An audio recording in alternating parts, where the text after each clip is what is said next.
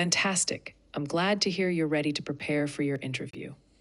Can you share a bit about the interview you're prepping for?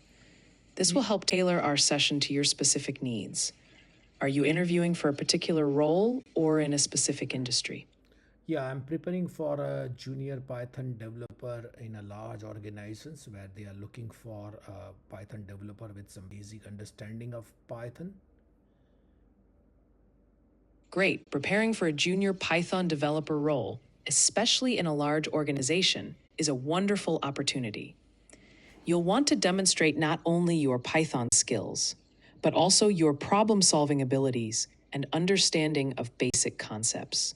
Would you like to conduct a mock interview to get a feel for the kinds of questions you might encounter? We can go through some technical and behavioral questions to help you practice. Okay, let's do it.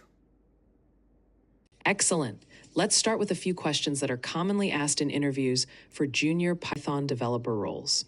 You can answer as if you were in an actual interview, and I'll provide feedback and suggestions. Ready? Here's the first question. Can you explain what a Python list is and how it differs from a tuple?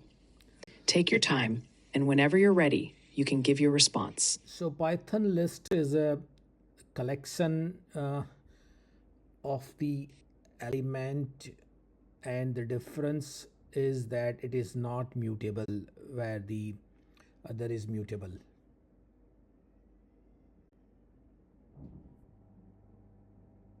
That's what I know about it. Good start. Let me offer some feedback. You correctly identified that a Python list is a collection of elements. However, there was a little mix-up in your explanation. Here's how you could improve your answer. A Python list is a collection of elements that is mutable, meaning you can modify, add, remove, or change the elements after the list has been created. It's ordered, meaning that the elements have a defined sequence, and you can access elements by their index.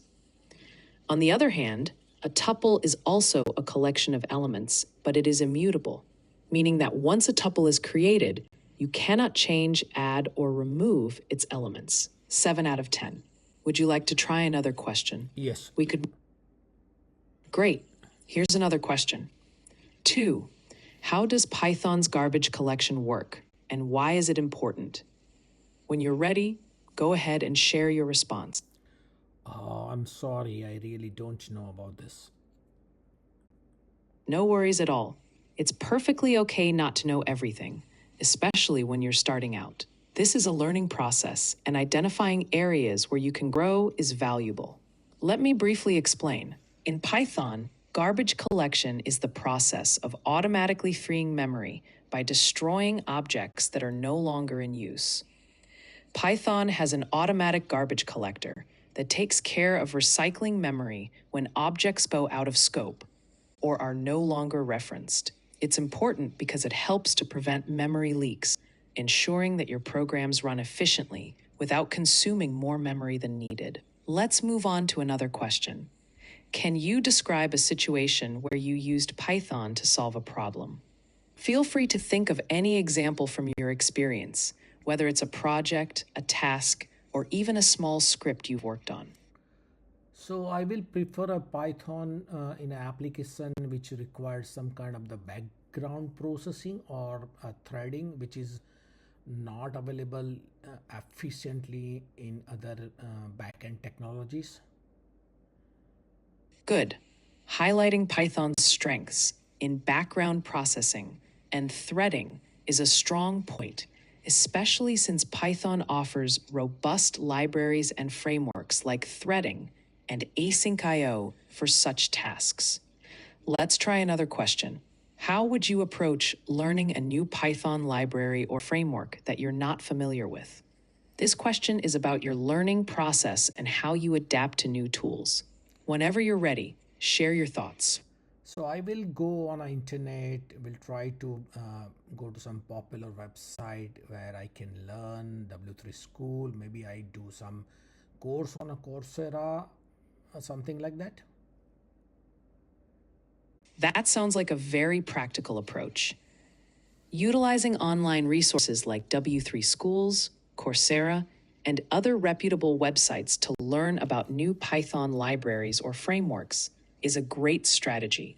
It shows you're proactive and resourceful in expanding your skill set. Let's move on to a technical question. 5. Can you explain what a Python decorator is and provide an example of where it might be used? Take your time to think this one over. So, Python decorators are kind of software engineering a technique where it allows you to override the default behavior of the functions, where you can extend the default behavior of any functions. The example of decorator will be a celery process, where we can run the background process, we can activate the background process.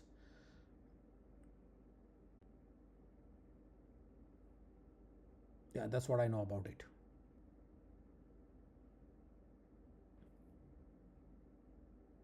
Yeah, that's enough. That's all I know.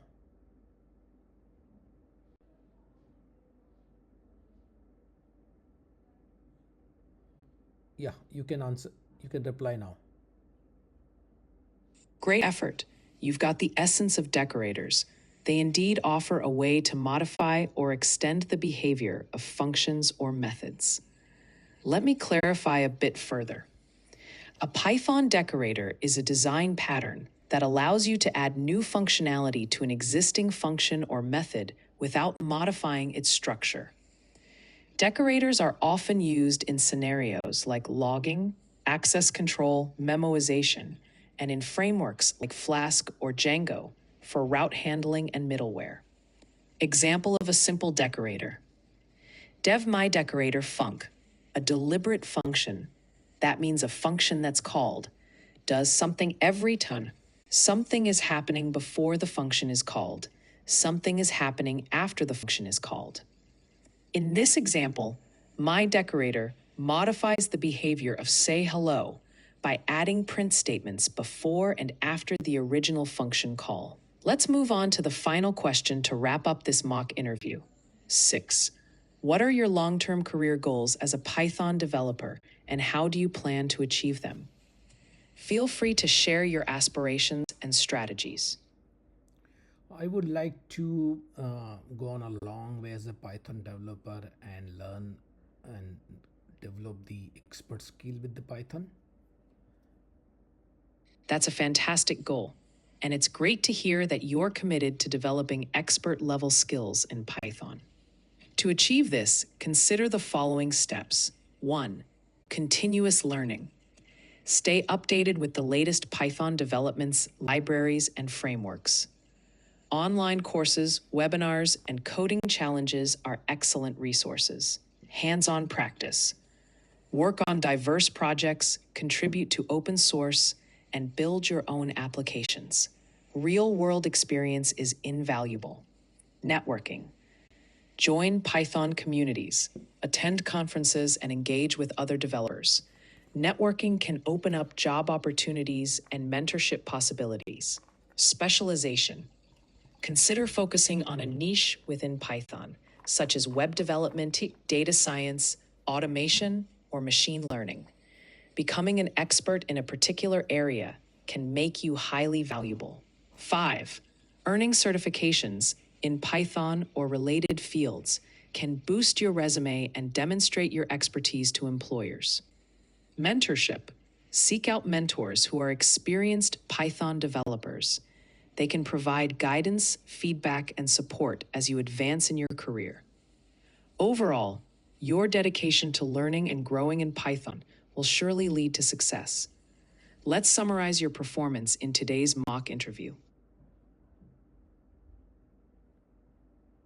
Yeah, please go ahead. Summary of your mock interview. Technical questions. 1. Python list versus tuple. Your explanation touched on key points about mutability, but there was a mix-up regarding lists and tuples. Tuples are immutable, and lists are mutable. Rating 6 out of 10. 2. Python garbage collection. You were honest about not knowing this topic, which is completely for growth. Rating NAA. 3. Problem solving with Python. You mentioned using Python for background processing, showcasing an understanding of its strengths in this area. 4. Learning a new Python library. You demonstrated a proactive approach by exploring online resources, which is essential for staying current. Rating 8 out of 10. Python decorators. You grasped the concept of altering a function's behavior and provided a relevant example. 7. How do you plan to achieve your future career goals? You expressed a clear desire to become an expert Python developer, which is a solid long-term aspiration. Overall performance, 72 out of 100. Feedback and suggestions for improvement. Strengthen core understanding in Python, which will help you to achieve your mock success. Studies on topics like garbage collection and memory management can really help. Practice problem solving. Regularly tackling coding challenges can really help in building up your problem-solving skills and confidence. Explore advanced topics in Python, such as decorators, context managers, and memory management to enhance your expertise. Interview preparation tips. Body language and eye contact. Maintain good posture, offer a firm handshake, and make eye contact to convey confidence. Dress code. Dress appropriately for the interview, leaning towards business casual or formal, depending on company culture. Prepare for behavioral questions. Practice answers for common behavioral questions to articulate your experiences and strengths. Follow-up. After the interview, sending a thank you email can leave a positive impression. Keep up the good work, and with continued practice and learning, you'll be well on your way to achieving your goals as a Python developer. Is there anything else you'd like to discuss or practice? No, thank you so much. You're very welcome. It was a pleasure working with you. Best of luck with your upcoming interview, and feel free to return anytime you need more practice or guidance. Take care.